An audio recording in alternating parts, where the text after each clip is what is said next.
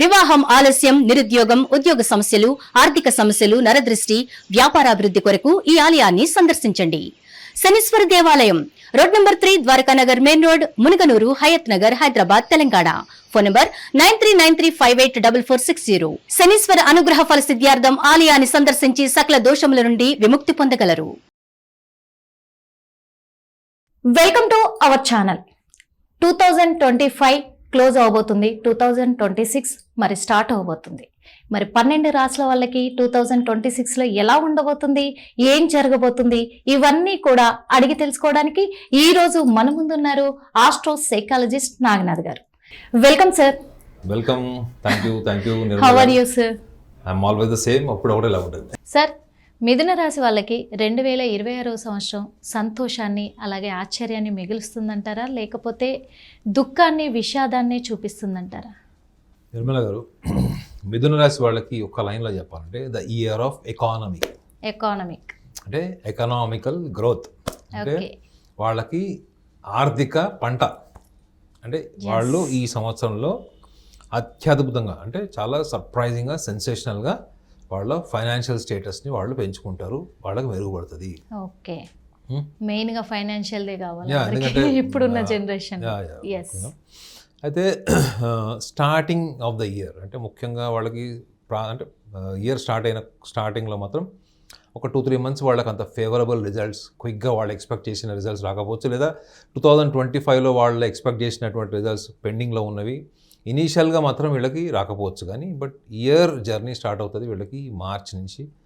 So వీళ్ళు ముఖ్యంగా ఎంప్లాయీస్ని మనం చూసుకోవాలి. ఏంటంటే ఎంప్లాయీస్కి, ఎందుకంటే వీళ్ళకి మిథున రాశి వాళ్ళకి దశమంలో శని ఉంటాడు మేడం. అంటే సంవత్సరం స్టార్టింగ్ నుంచి ఎండింగ్ వరకు, అంటే డిసెంబర్ 31, 2026 వరకు ఉంటాడు. దశమ భావంలో శని ఉంటాడు వీళ్ళకి.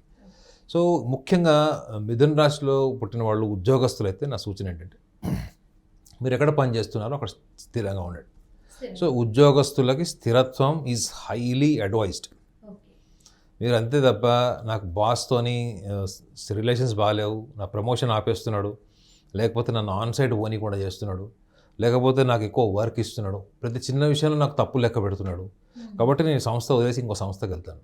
అక్కడ పలానా సంస్థలో మేనేజర్ నాకు ఫ్రెండ్, పలానా సంస్థలో CEO నాకు ఫ్రెండ్, సో వాళ్ళని నమ్ముకొని నా బయట పంపించి వెళ్ళిపోతాను. తీరా అక్కడికి వెళ్ళి పని చేసిన 2-3 నెలలకు ఏమవుతుంది? సేమ్ రిజల్ట్ అక్కడ కూడా సిచ్యువేషన్స్ అక్కడే ఉంటాయి, సేమ్ ఉంటాయి.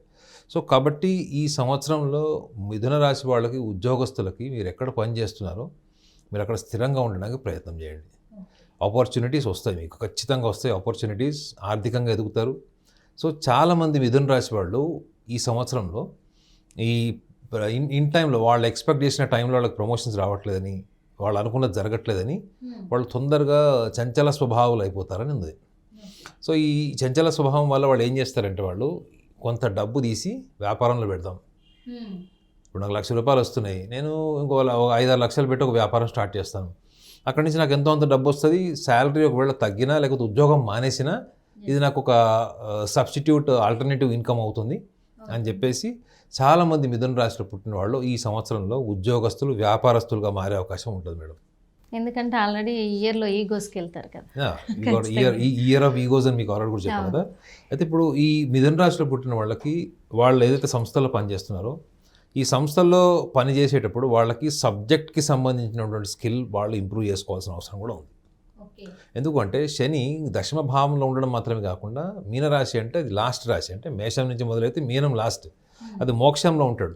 సో ఆ మోక్షంలో ఉన్నప్పుడు ఎవరు వీళ్ళకి అష్టమ భాగ్యాధిపతి అయినటువంటి శనిగ్రహం వీళ్ళకి కేంద్ర భావంలో ఉంటాడు. అంటే జీవిత భాగస్వామికి నచ్చినా నచ్చకపోయినా కొన్ని నిర్ణయాలు తీసుకొని వివాదాస్పదం అవుతారు.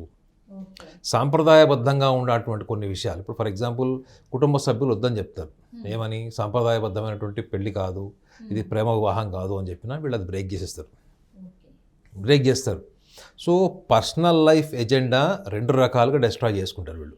ఒకటి జీవిత భాగస్వామిని సెలెక్ట్ చేసుకునేటప్పుడు, ఒకటి స్నేహితుల్ని లేదా వాళ్ళ ఆంతరంగికులు కావచ్చు, వాళ్ళు పనిచేసే సంస్థలు కావచ్చు, వీళ్ళకు ఉన్నటువంటి మాట్లాడే తీరు వీళ్ళకి ఈ సంవత్సరం చాలామందిని దూరం చేస్తుంది. నేను మీకు స్టార్టింగ్లో కూడా చెప్పానండి, ద ఇయర్ ఆఫ్ డిటాచ్మెంట్ కూడా మనకి 2026 చెప్తుంది. సో ఈ కారణం ఏంటంటే వీళ్ళకి మిథున రాశి వాళ్ళకి స్వతహాగా వాళ్ళు కొంచెం వాళ్ళ అగ్రవేట్ అయినా వాళ్ళు కొంచెం ఆవేశం వచ్చినా వాళ్ళ మాట మీద వాళ్ళకి అసలు కంట్రోల్ ఉండదు. వాళ్ళు ఆ టైంలో ఏదో అమాయకంగానో లేకపోతే అనాలోచితంగానో అనేసి ఆ తర్వాత ఎదుటి వాళ్ళ మనస్తత్వం ఏమై ఉంటుంది, ఎందుకు వాళ్ళు మారారు అని కూర్చొని మళ్ళీ ఇన్వెస్టిగేషన్ చేసుకుంటారు తప్ప ఈ లోపల జరగాల్సిన చెడు జరిగిపోతుంది. సో స్నేహితులు, జీవిత భాగస్వాములు వీళ్ళకి దూరమయ్యేటువంటి సంవత్సరం కూడా ఇదే.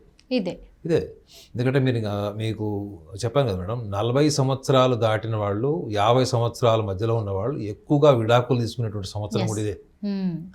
ఎందుకంటే వాళ్ళు భాగస్వామికి సంబంధించి ముఖ్యంగా ఎస్పెషల్లీ, ఎందుకంటే అష్టమాధిపతి భాగ్యాధిపతి, వీళ్ళకి అష్టమ భావం అంటే భర్త, భార్య. సో ఈ భాగస్వామికి సంబంధించినటువంటి సమస్యలే వీళ్ళు చాలా ఎదుర్కొంటారు. లేదా ఈ విచిత్రమైనటువంటి కోణం కూడా ఒకటి ఉంటుంది, ఏంటంటే భార్య ఇండియాలో ఉంటే భర్త అమెరికాలో ఉన్నవి, దుబాయ్లో ఉన్నవి, భాగస్వాములు ఒక చోట వీళ్ళు ఉద్యోగ అవకాశాల కోసం వెళ్ళే అవకాశం. సో ఈ ఎడబాటు కూడా చెప్పచ్చు, కేవలం విడాకులు ఒకటే కాకుండా ఎడబాటు. అయితే మిథున రాశి వాళ్ళు ఏంటంటే వీళ్ళు స్వతహాగా ఆన్ సైట్ జాబ్స్కి వాటికి ఇష్టపడతారేమో, కానీ దీర్ఘకాలంగా అంటే వాళ్ళ మాతృస్థానం, బంధాలు ఉంటాయి దేశం కానీ ప్రాంతాల నుంచి, వాటి నుంచి వెళ్ళి సుదీర్ఘకాలం శ్రమ చేసి అక్కడ బతికి ఇక్కడ కుటుంబ సభ్యుల్ని, స్నేహితుల్ని వాళ్ళందరినీ వదులుకునేటువంటి స్వభావం వాళ్ళకి తక్కువ ఉంటుంది. వాళ్ళకి ఎంతో సూపర్ఫిషియాలిటీ, డబ్బు, ఫైనాన్షియల్ స్టేటస్ ఇవన్నీ ఎంత ఇంపార్టెన్స్ ఉంటుందో, అట్ ద సేమ్ టైం వాళ్ళకి ఎమోషనల్ బాండేజెస్ విత్ ఫ్యామిలీ. ముఖ్యంగా వీళ్ళు తల్లి తండ్రులకు సంబంధించిన విషయం కూడా ఒకటి చెప్పాలి మేడం.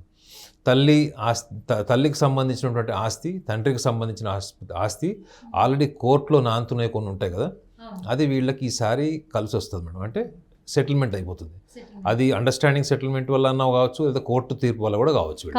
ఖచ్చితంగా ఎలాగైనా సరే ప్రాపర్టీ వస్తుంది. అట్ ద సేమ్ టైం వీళ్ళకి సాంప్రదాయాన్ని బ్రేక్ చేసే అలవాటు కూడా ఉందని చెప్పారు కదా. చాలామంది మిథున రాశిలో పుట్టిన వాళ్ళు యంగ్ జనరేషన్, అంటే మీరు 19-20 ఏళ్ళు ఈ వయసులో ఉన్న వాళ్ళే చాలా ప్రమాదకరమైనటువంటి నిర్ణయాలు తీసుకునే అవకాశం ఉంటుంది భాగస్వామి విషయంలో.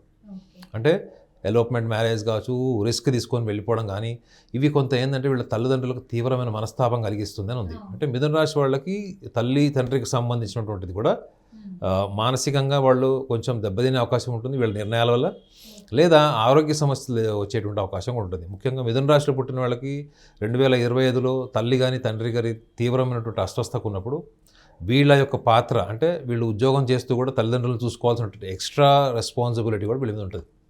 సో కాబట్టి వీళ్ళు కెరియర్ స్ట్రెస్ కానీ బిజినెస్ స్ట్రెస్ని కానీ వీళ్ళు ఎక్కువగా తీసుకోకపోవడం వీళ్ళకి ఈ సంవత్సరం మంచిది.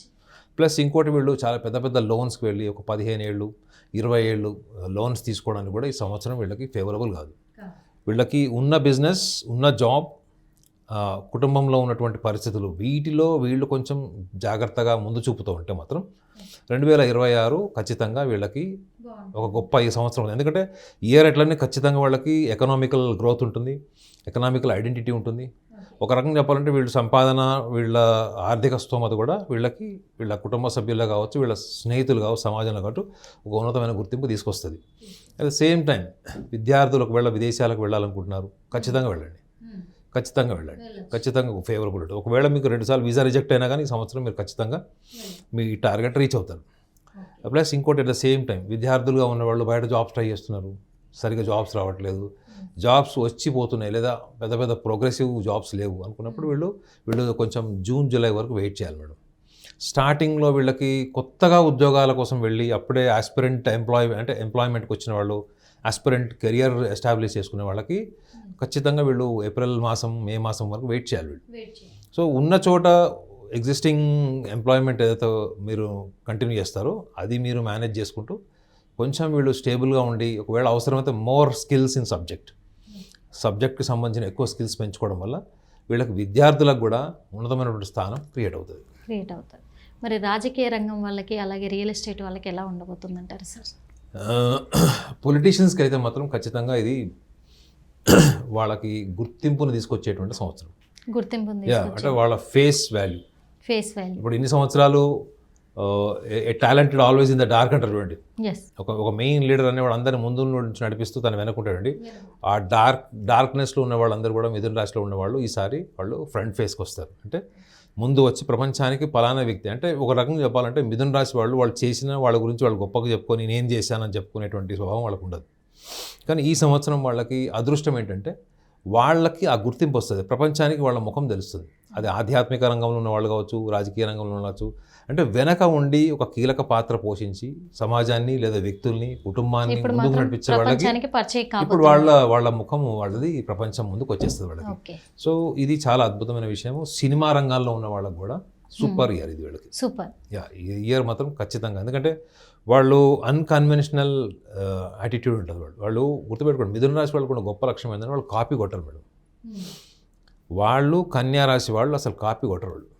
వాళ్ళ సొంత ఆలోచననే మీకు 80% కనిపిస్తుంది. సో ఇది కూడా ఒక రకంగా వాళ్ళకి ఇంతకాలం ఇబ్బందిగా ఏంటది అంటే వాళ్ళు కాంప్రమైజ్ కాకపోవడం, మాడిఫై చేసుకోకపోవడం. కాబట్టి వాళ్ళ కోరుకున్న గుర్తింపు రాకపోవచ్చు, మేబీ వాళ్ళకి ఆ రంగంలో గుర్తింపు వచ్చినచ్చు, కానీ వాళ్ళ స్థాయి ఏదైతే ఉందో, ఒక కంటెంట్మెంట్ సాటిస్ఫాక్షన్ క్రియేట్ చేసేటువంటి స్థాయి గుర్తింపు ఉందో అది వచ్చి ఉండకపోవచ్చు. కానీ ఖచ్చితంగా వీళ్ళకి 2026 is definitely going to be a most memorable and very positive year for even for the people who are into the arts, films కానీ లేకపోతే ఈవెన్ కల్చరల్ ఉన్న వాళ్ళకి ఒక అద్భుతమైనటువంటి అవకాశం సంవత్సరం కూడా చెప్పచ్చు. ఓకే, మరి వీళ్ళు ఇవన్నీ కూడా అధిగమించాలి అని అంటే వాళ్ళు పాటించాల్సిన రెమెడీస్ ఏంటంటారు?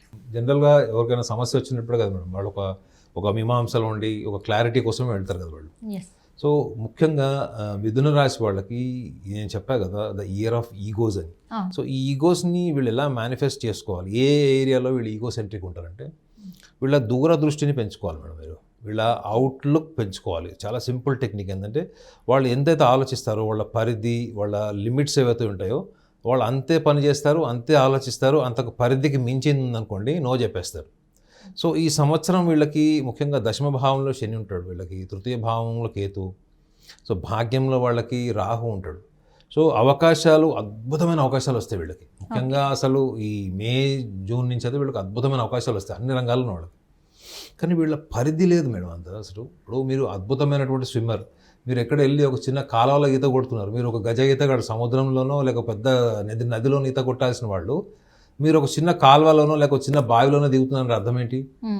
మీకు ఆత్మవిశ్వాసం పూర్తిగా మీరు ఏదైతే ఆశయం కోసం మీరు పెట్టుకున్నారో ఆ స్థాయి ఆత్మవిశ్వాసం లేకపోవడము, దూరదృష్టి లేకపోవడమే. సో కాబట్టి మీరు ఏం లైఫ్లో 2026లో మీరు ఏం డ్రీమ్ చేసినా కానీ దానికి సంబంధించినటువంటి విషయాల పట్ల మీరు సంపూర్ణ అవగాహనతో పాటు ఆ దూరదృష్టి అంటే డిస్టెన్స్ ఆఫ్ థింకింగ్ పెంచుకోవడం అన్నది వీళ్ళకి చాలా అవసరం. అప్పుడు ఏమైంది తెలుసా మేడం, వీళ్ళకి 2026 కూడా 2027కి ఒక రూట్ మ్యాప్ వేసినట్టు అవుతుంది. ఇప్పుడు మనం జనవరి టు మార్చ్ ఇంతవరకు ఆలోచిస్తాం, మార్చి నుంచి మళ్ళీ మే వరకు లేకపోతే జూలై వరకు ఆలోచిస్తాం, ఆ తర్వాత చూసుకుందాంలే.